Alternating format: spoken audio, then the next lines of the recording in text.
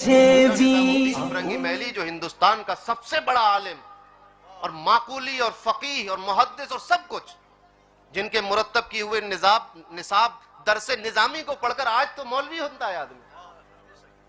इनके एक दोस्त हजरते मुल्ला निजामुद्दीन फरंगी महली के एक दोस्त बांसा शरीफ हाजिर हुए और सैयद अब्दुल रज़्ज़ाक बांसवी रहमतुल्लाह अलैह से मुरीद हो गए। और सैयद साहब के बारे में मशहूर यह था कि ये हुरूफ शनास भी नहीं है, यानी कायदा बगदादी भी नहीं पढ़ा। ये नहीं जानते कि अलिफ कैसा होता है और बे कैसी होती है। जब लौट कर आए फरंगी महल तो मुल्ला निजामुद्दीन ने पूछा कि भाई तुम मुरीद होके आ गए और एक किसान से हुरूफ शनास भी नहीं है और तुम मनतिक़ व फलसफा के इमाम हो। उसने कहा कि भाई ऐसा है कि अब तो मैं मुरीद हो गया, लिहाजा मेरे सामने पीर साहब की बुराई ना करो।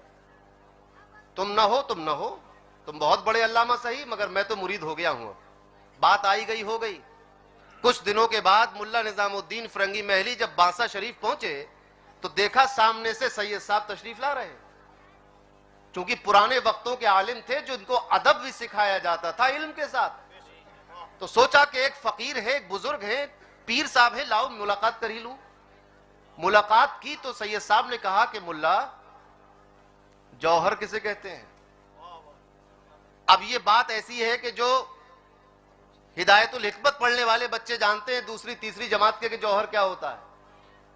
मुल्ला निजामुद्दीन फरमाते हैं कि मैंने बहुत सोचा कि ये लफ्ज कभी इससे पहले सुना भी है कि नहीं।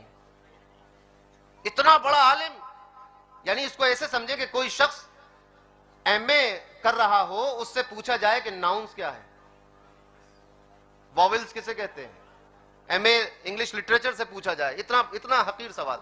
मुल्ला साहब फरमाते हैं कि मुझे ऐसा लगा कभी सुना ही नहीं ये लफ्ज, और इतनी गैरत आई कि इतना बड़ा आलिम इमाम हूं और इतनी जरा सी बात जमीन फट जाए और मैं गड़ जाऊं। वही लम्हा था कि कदमों पर गिरे, माफी मांगी और मुरीद हो गए। किससे मुरीद हुए? जिसको कहते थे कि ये हुरूफ शनास भी नहीं है।